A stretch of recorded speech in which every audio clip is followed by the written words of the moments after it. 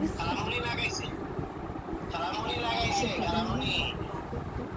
হাতে তো দাও। হ্যাঁ, ওই হলুদটা পরছে আর কি। আমার ফ্রেন্ডরা আসবে তো ওকে দেখতে, তাই ওদের ড্রেসটা পরাই দিচ্ছি। আসে না এখনো?